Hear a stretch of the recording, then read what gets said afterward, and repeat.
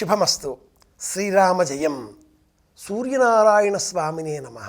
సంవత్సరంలో రథసప్తమి ఎంత ప్రత్యేకం అంటే ఈ ఒక్కరోజైనా తప్పనిసరిగా సూర్యనారాయణమూర్తిని మనం స్తోత్రం చేయవలసి ఉంటుంది. రథసప్తమి ఈనాటి విశేషం.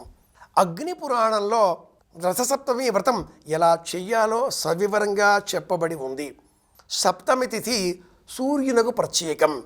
ఆ దివాకరుడు మార్తాండు వియన్మండలంలో జ్వాజ్వల్యమానంగా ప్రకాశించేటటువంటి సూర్యుడు విష్ణువుకు ప్రతీక, శివుడికి ప్రతీక.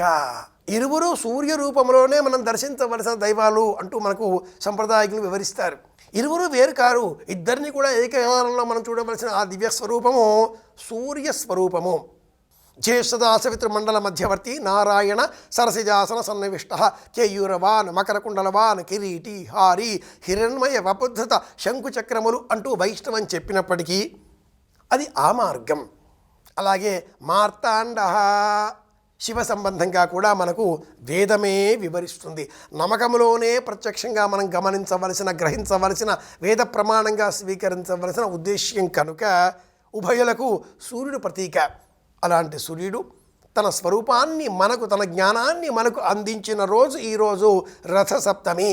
సూర్యకాంతి విశేషంగా ఉండేవి జిల్లేడు ఆకులు, రేగుపండ్లు కనుక వీటిని శరీరంలో పాదములు, తొడలు, భుజములు, శిరస్సు ఇలా 2 పాదము 2 ఈ తొడలపైన 2 భుజములపైన వెరసి 6 క్షేత్రాలలో శిరస్సు 7 ప్రాంతాలలో జిల్లేడు ఆకులు 7, వాటిపైన రేగుపండ్లు 7 ఇలా బొత్తులుగా పెట్టుకొని అవి నేలపైన జారకుండా స్నానం చెయ్యాలి. నీటిలో నది గర్భంలో మునిగి స్నానం చెయ్యాలి అని కూడా ప్రమాణం. ఇలా ఎందుకు చెప్పారు? ఇక పైన చలిపోతుంది. ఇంటిలో చక్కగా ఆవు పిడకల చేత దాలిపేర్చి విశేషంగా పొంగలిని వండి సిద్ధం చేసి సూర్యుడు, గణపతి, బొమ్మలకు సంబంధించిన సవిత దేవత, ఇంటి దైవం ఎలుకలు వీటికి నివేదనగా సమర్పించాలి. చిక్కుడు కాయలతో రథం ఏర్పాటు చేసుకోవాలి.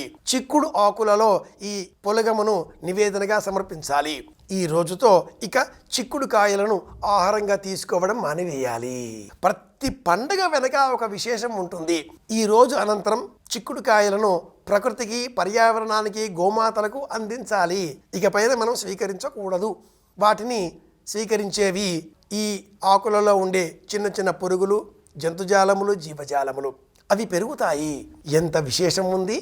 సూర్యకాంతి ఈ దేహానికి విటమిన్ డి అందిస్తుంది. మెలనిన్ అనే పదార్థాన్ని మనం సిద్ధం చేసుకోగలుగుతాం. దేహానికి కాంతి లభిస్తుంది. సూర్యోదయం వేళ ఆవు పాలతో, కొత్త బియ్యంతో, కొత్త బెల్లంతో ఇలా పులగం సిద్ధం చేయాలి. మధ్యాహ్న సమయానికి అరుణం పండితోత్తముల చేత, బ్రాహ్మణోత్తముల చేత ఇంటిలో పారాయణ చేయించాలి. సమష్టిగా ఆ మంత్రాన్నంతా కూడా వినాలి. కృష్ణ యజుర్వేదం ఆరణ్యకం మొదటి ప్రశ్నకే అరుణ ప్రపాఠకం అని పేరు. భద్రం కర్ణేభిశృణుయామ దేవాః భద్రం పశ్యేమాక్షభర్యజత్రాః. ఇంద్రుడు, వరుణుడు, అగ్ని, యముడు, సమస్త దేవతలు ఈ లోకాలకు భద్రమును కలిగించుగాక అనే సంకల్పంతో ఆపమాపమపసర్వాః అస్మాదస్మాదితోమతః అగ్నిర్వాయుశ్చ సూర్యశ్చ సహసంచ స్కరర్ధిజా అంటూ ప్రారంభమవుతుంది. బ్రాహ్మణోత్తముల చేత ఈరోజు అరుణపారాయణ చేయించి, ఈరోజు ఆదివారం మరింత విశేషం, అద్భుతం.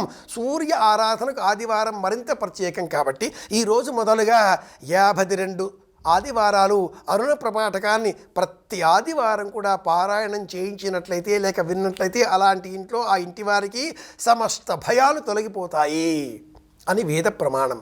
సంవత్సరమేతద్వ్రతంచరేత్ ద్వౌవా మాసౌ నియమస్సమాసేన తస్మిన్ నియమ విశేషా. అరుణ ప్రపాఠకంలోని మొదటి ప్రశ్న ఈ మంత్రంతో పరిపూర్ణమవుతుంది.